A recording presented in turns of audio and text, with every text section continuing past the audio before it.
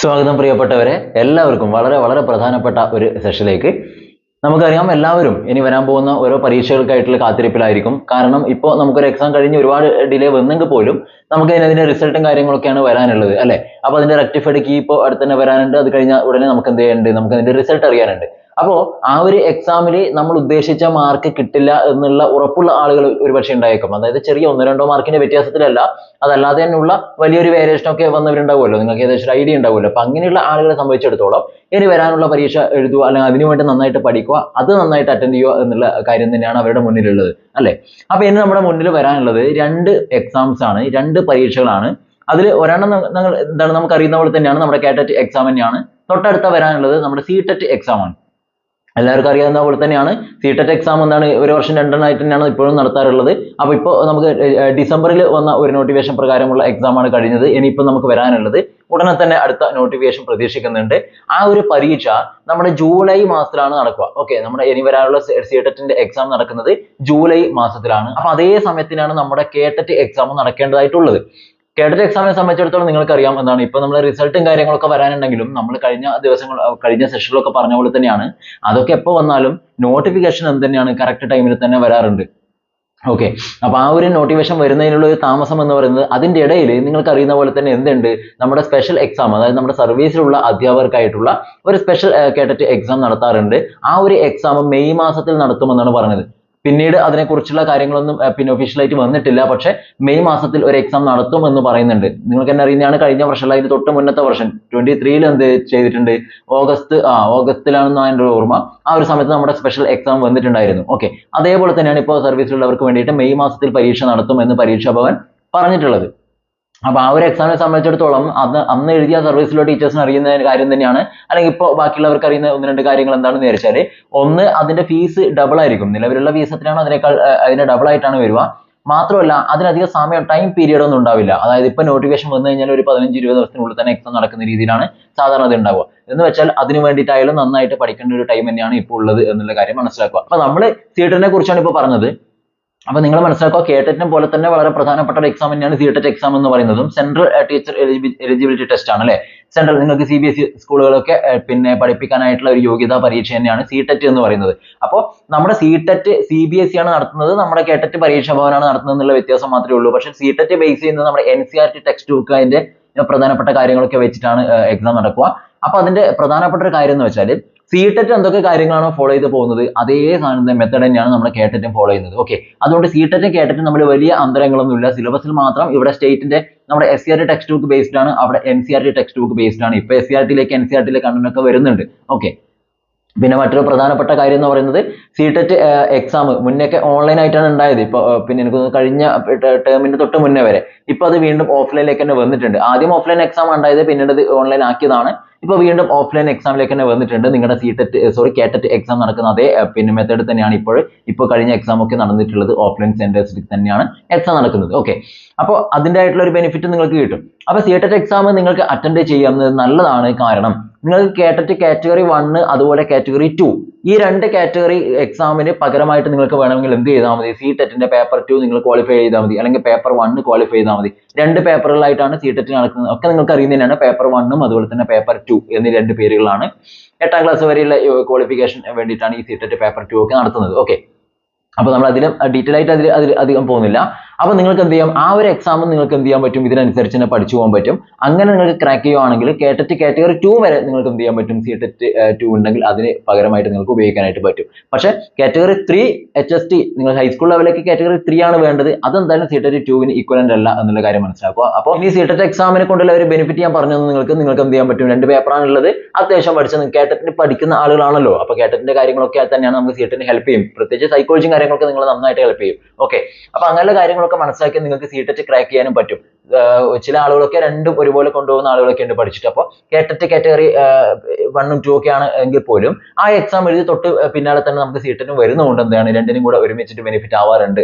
മനസ്സിലായില്ലേ? സോ നിങ്ങൾക്ക് എന്ത് ചെയ്യാൻ പറ്റും, സി-ടെറ്റിന് വേണ്ടിയിട്ടും കൂടെ നിങ്ങൾ പ്രിപ്പയർ ചെയ്യുന്നത് നല്ലതായിരിക്കും. അതിന് വേണ്ടിയിട്ട് നിങ്ങൾക്ക് അങ്ങനെ ചെയ്യുവാണെങ്കിൽ നമുക്ക് എന്ത് ചെയ്യാൻ പറ്റും, ഒരുപോലെ കൊണ്ടുപോയിട്ട് പാരലായിട്ട് പോയിട്ട് ഒരു വർഷം നമുക്ക് 2ഉം സ്കോർ ചെയ്തേക്കാം, 2ഉം ക്വാളിഫൈ ചെയ്തേക്കാം. ഓക്കെ, ആ കാര്യം നിങ്ങൾ മനസ്സിലാക്കുക. അപ്പൊ അതിന്റെ പിന്നെ സിലബസും കാര്യങ്ങളൊക്കെ ഞാൻ പറഞ്ഞു, NCERT ലെവലിൽ തന്നെയാണ് ക്വസ്റ്റ്യൻസ് ഒക്കെ വരിക.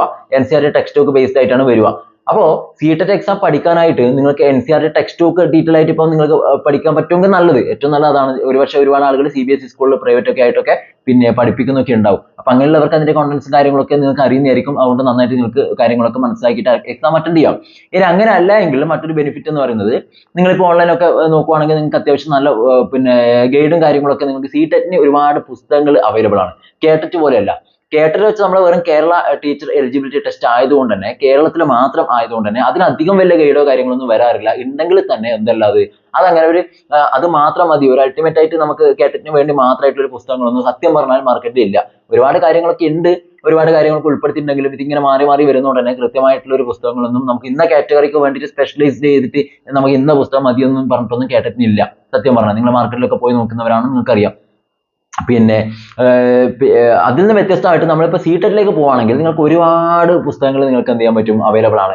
ഓൺലൈനിൽ തന്നെ നിങ്ങൾ ജസ്റ്റ് ഫ്ലിപ്കാർട്ട് ആമസോണിലൊക്കെ സെർച്ച് ചെയ്താൽ തന്നെ നിങ്ങൾക്ക് എന്ത് ചെയ്യാൻ പറ്റും, ഒരുപാട് ബുക്കുകൾ CTET-ന്റെ. അത് നിങ്ങൾക്ക് പല രീതിയിലാണ്. CTET-ന്റെ നിങ്ങൾക്ക് കൺസെപ്റ്റ് ബേസ്ഡ് ആയിട്ടുള്ള ചാപ്റ്റർ ബേസ്ഡ് ആയിട്ടുള്ള പുസ്തകങ്ങൾ തന്നെ, ഗൈഡുകൾ തന്നെ ഒരുപാട് പബ്ലിക്കേഷൻസിന്റെ ഒക്കെ ഉണ്ട്.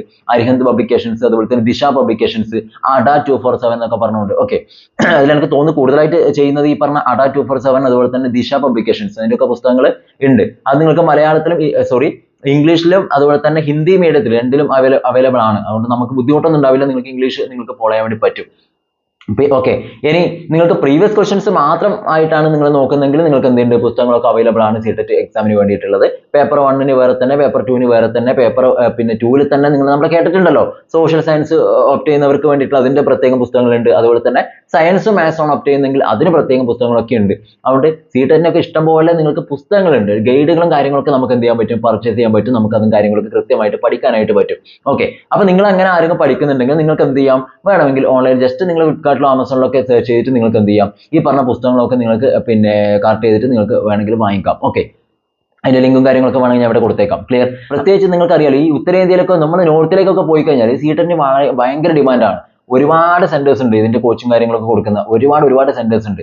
അപ്പോൾ അതുകൊണ്ട് തന്നെ അത്രയ്ക്ക് അധികം കോമ്പറ്റീഷൻ നടക്കുന്നതുകൊണ്ട് തന്നെ ഒരുപാട് ആളുകൾ ഈ പറഞ്ഞ പിന്നെ ഒരുപാട് പബ്ലിഷേഴ്സ് തന്നെ ഇതിന്റെ പിന്നാലെ ഉണ്ട്. പിന്നെ മറ്റൊരു പ്രധാനപ്പെട്ട കാര്യം എന്ന് വെച്ചാൽ CTET-ന്റെ കൂടെ തന്നെ നമ്മൾ നോർത്തിലേക്ക് പോയി കഴിഞ്ഞാൽ അവിടുത്തെ പ്രത്യേക സ്റ്റേറ്റിന് ഈ കേട്ടറ്റ് പോലെ തന്നെ ഒരുപാട് എക്സാം ഉണ്ട്. ഓരോ സ്റ്റേറ്റിന്റെയും എലിജിബിലിറ്റി ടെസ്റ്റ് ഉണ്ട്. അതിനൊക്കെ സെയിം സിലബസ് തന്നെയാണല്ലോ CTET, നമ്മുടെ CBSE സിലബസ് തന്നെയാണ് വരുന്നത്. അതുകൊണ്ടാണ് ഒരുപാട് പുസ്തകങ്ങൾ അവൈലബിൾ ആയിട്ടുള്ളത്. പക്ഷെ കേരളത്തിന് മലയാളം മീഡിയം ആയതുകൊണ്ട് നമുക്ക് എന്ത് ചെയ്യാൻ പറ്റില്ല, അത്രത്തോളം ബുക്കുകൾ അവൈലബിൾ അല്ല. എന്നാൽ മറ്റൊരു പ്രധാനപ്പെട്ട കാര്യം ശ്രദ്ധിക്കേണ്ടത്, നമ്മുടെ CTET-നെ കേട്ടറ്റ് പോലെ തന്നെ നിങ്ങൾക്ക് ഒരു ലാംഗ്വേജ് ഓപ്റ്റ് ചെയ്യാൻ പറ്റും.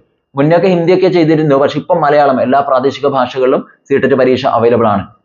എന്ന് വെച്ച് ക്വസ്റ്റ്യൻ പേപ്പർ മലയാളത്തിൽ വരും എന്നുള്ളതല്ല, ഒരു 30 മാർക്കിന്റെ ക്വസ്റ്റ്യൻ നമുക്ക് എന്താണ് നമ്മുടെ കേട്ടറ്റ് പോലെ തന്നെ മലയാളത്തിൽ നിങ്ങൾക്ക് എന്ത് ചെയ്യാൻ പറ്റും, മലയാളം ക്വസ്റ്റ്യൻ നിങ്ങൾക്ക് അറ്റൻഡ് ചെയ്യാനായിട്ട് പറ്റും. പക്ഷേ നമ്മളിപ്പോൾ ഗൈഡോ കാര്യങ്ങളൊക്കെ വാങ്ങിക്കുന്ന സമയത്ത് എന്ത് കിട്ടില്ല, മലയാളത്തിന്റെ ആ ഒരു സെഷന്റെ കാര്യങ്ങളൊന്നും ആ പുസ്തകത്തിൽ ഉണ്ടാവില്ല. കാരണം നോർത്തിലാണല്ലോ, സോ അവർക്ക് മലയാളത്തിന് ആവശ്യമില്ലാത്തതുകൊണ്ട് മലയാളം ഉണ്ടാവില്ല. പക്ഷെ ബാക്കി എല്ലാം ഉണ്ടാവും. ബാക്കി നമ്മുടെ സിലബസ് ബേസ്ഡ് ആയിട്ടുള്ള എല്ലാ കാര്യങ്ങളും അത്തരത്തിലുള്ള പുസ്തകങ്ങൾ ഉണ്ടാവും. മലയാളത്തിന് പകരം അങ്ങനെ വാങ്ങിക്കുന്ന ഗൈഡുകളിൽ ഹിന്ദി ആയിരിക്കും ഉണ്ടാവുക.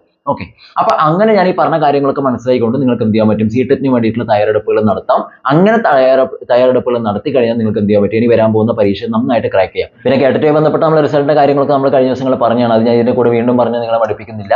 അപ്പോൾ ഈ ഒരു എക്സാമിന് വേണ്ടിയിട്ട് നിങ്ങൾ എന്ത് ചെയ്യുക, നന്നായിട്ട് കാര്യങ്ങളൊക്കെ മനസ്സിലാക്കുക, നന്നായിട്ട് നിങ്ങൾ തയ്യാറെടുപ്പുകൾ നടത്തുക. ഇനിയിപ്പോൾ കേട്ടറ്റ് കിട്ടിയവരാണെങ്കിൽ പോലും നിങ്ങൾക്ക് സെൻട്രൽ പിന്നെ സ്കൂളുകളിൽ, അതായത് CBSE സിലബസ് ആയിട്ടുള്ള ബേസ്ഡ് ആയിട്ടുള്ള സ്കൂളുകളിൽ നിങ്ങൾക്ക് പഠിപ്പിക്കാൻ ആഗ്രഹം ഉണ്ടെങ്കിൽ നിങ്ങൾ നിർബന്ധമായിട്ട് എന്ത് ചെയ്യണം, CTET പാസ്സായിട്ടുണ്ടാവണം. അങ്ങനെയുള്ള ആളുകൾ ഇപ്പം നിലവിൽ CTET ക്വാളിഫൈ ചെയ്യാത്തവരുണ്ടെങ്കിൽ നിങ്ങൾ എന്ത് ചെയ്യുക, ഈ പറഞ്ഞ രീതിയിലുള്ള കാര്യങ്ങളൊക്കെ മനസ്സിലാക്കിക്കൊണ്ട് CTET എക്സാം ഇപ്പോൾ വരാനുണ്ട്, ജൂലൈയിൽ എക്സാം വരും.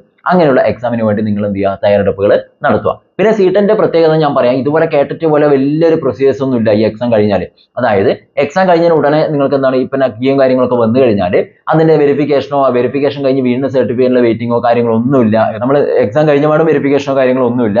നേരിട്ടിട്ട് എന്താണ് കുറച്ച് ഒരു ചെറിയൊരു ഗ്യാപ്പ് കഴിഞ്ഞാൽ ഉടനെ എന്താ, ഒരു മാസത്തെ ഗ്യാപ്പ് കഴിഞ്ഞാൽ നമ്മുടെ സർട്ടിഫിക്കറ്റ് ഡയറക്റ്റ് നമുക്ക് എന്ത് ചെയ്യാൻ പറ്റും, ഡൗൺലോഡ് ചെയ്തെടുക്കാൻ പറ്റും. നമുക്ക് ഇതുപോലെ ഹാർഡ് കോപ്പി ആയിട്ടല്ല കിട്ടുക, നമുക്ക് ഡിജി ലോക്കറിലാണ് അവർ വരിക. സോഫ്റ്റ് കോപ്പി ആയിട്ടാണ് നമ്മുടെ സർട്ടിഫിക്കറ്റ് കിട്ടുക. നമുക്ക് ഡിജി ലോക്കർ ആപ്പ് ഒക്കെ വെച്ചുകൊണ്ട് അതിൽ അക്കൗണ്ട് എടുത്തിട്ട്, എല്ലാവർക്കും അക്കൗണ്ടിൽ തന്നെ ആയിരിക്കും. ഇല്ലെങ്കിൽ അതിൽ അക്കൗണ്ട് എടുത്ത് നിങ്ങൾക്ക് എന്ത് ചെയ്യാൻ പറ്റും, അതിൽ നിന്ന് നമുക്ക് PDF ആയിട്ട് ഡൗൺലോഡ് ചെയ്തെടുക്കാൻ പറ്റും. അത് പിന്നീട് വേണമെങ്കിൽ നമുക്ക് പ്രിന്റ് ചെയ്ത് കയ്യിൽ വെക്കാം, അല്ലെങ്കിൽ നമുക്ക് സോഫ്റ്റ് കോപ്പി ആയിട്ട് മതി. ഓക്കെ, അങ്ങനെയാണ് അതിന്റെ സർട്ടിഫിക്കറ്റ് കിട്ടുക. പിന്നെ നമ്മളെ പിന്നെ കട്ട് ഓഫ് മാർക്കും കാര്യങ്ങളൊക്കെ സെയിം എന്താണ് കേട്ടറ്റ് പോലെ തന്നെയാണ്. കാരണം CTET മോഡൽ ആയിക്കൊണ്ടാണ് കേട്ടറ്റ് എക്സാം നടത്തുന്നത്. സോ കേട്ടറ്റിന് എന്തൊക്കെയാണോ നമ്മുടെ ജനറൽ കാൻഡിഡേറ്റിന് 90 ആണ് സ്കോർ എങ്കിൽ CTET സെയിം തന്നെയാണ്, ജനറൽ കാൻഡിഡേറ്റിന് 90 മാർക്ക് തന്നെയാണ് വേണ്ടത്.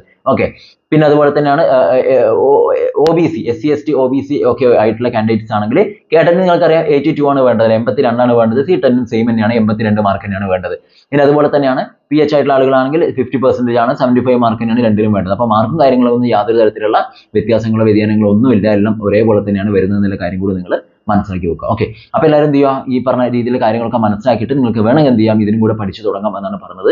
ഓക്കെ, പിന്നെ കേട്ടിട്ട് ക്വാളിഫൈ ചെയ്ത ആളുകളാണെങ്കിൽ നിങ്ങൾക്ക് ജസ്റ്റ് ഒരു CTET വിടും, നമ്മൾ എന്തായാലും ടീച്ചർ എലിജിബിലിറ്റി ആണല്ലോ, നമ്മൾ എലിജിബിൾ ആണല്ലോ. സോ നിങ്ങൾക്ക് എന്ത് ചെയ്യാൻ പറ്റും, ജസ്റ്റ് CTET എക്സാം കൂടെ ഒന്ന് അറ്റൻഡ് ചെയ്ത് നോക്കുന്നത് കൂടെ നല്ലതായിരിക്കും. ഓക്കെ, അപ്പോൾ എല്ലാവരും നന്നായിട്ട് ചെയ്യുക, നന്നായിട്ട് കാര്യങ്ങളൊക്കെ മനസ്സിലാക്കുക. ഇതുമായി ബന്ധപ്പെട്ട് നിങ്ങൾക്ക് എന്തെങ്കിലും സംശയം ഉണ്ടെങ്കിൽ കമന്റ് ചെയ്യാം, ഞാൻ അതിന്റെ റിപ്ലൈ നിങ്ങൾക്ക് തരാം.